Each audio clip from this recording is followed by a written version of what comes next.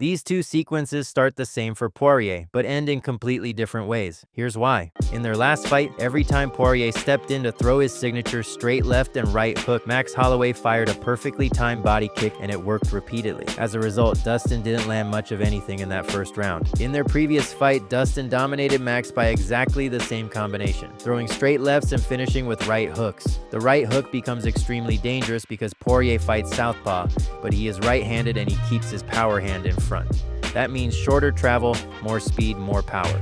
Add to that his defensive guard, which is particularly effective at catching shots, especially when he moves backward, making it difficult for opponents to land clean strikes. The awkward positioning of Dustin's arms within his guard presents significant challenges for opponents attempting to find openings.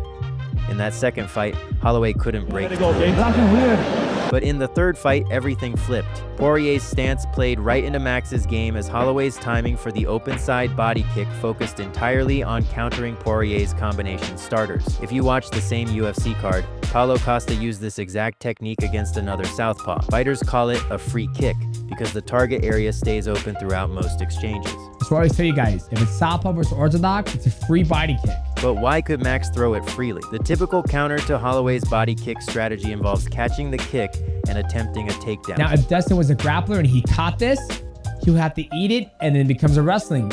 Holloway anticipated that Dustin would stick to boxing because it worked so well in their second fight. This prediction allowed Max to throw kicks with less concern about takedown counters from the first seconds. Holloway perfected execution as well. Max modified his kicking technique to make counters nearly impossible. It's not like one of these heavy-hipped, like Muay Thai type of kicks where I'm going really round. He kind of throws it with his right shoulder back a little bit here so that he can come back into his stance a lot quicker. That's a really good idea in MMA. The kick wasn't designed to knock Dustin out or cause massive damage. Max used it as a counter punch to disrupt Dustin's offensive rhythm. By not overextending or putting full power behind these kicks, Holloway eliminated most counter opportunities. With this strategy, Max solved two problems with one kick. He neutralized the opponent's offense and built his attacks from there so he didn't have to solve Dustin's weird guard. But tactics weren't the only reason Holloway succeeded. During the second fight, Dustin was considered to be in his prime, whereas Max Holloway was not fully prepared for the lightweight division. He was more of 145 with more fat. Now Max displayed significantly more muscle and power at 155 pounds. The weight cut to featherweight had clearly affected his strength and explosiveness lately.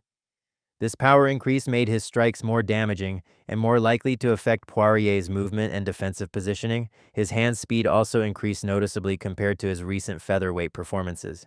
This fight reveals something most people miss about Max Holloway. His fight IQ operates at championship level across multiple weight classes. People focus on his volume striking and iron chin, but they overlook the tactical preparation with his team behind those tools. Now at lightweight, he presents a serious threat to the title picture.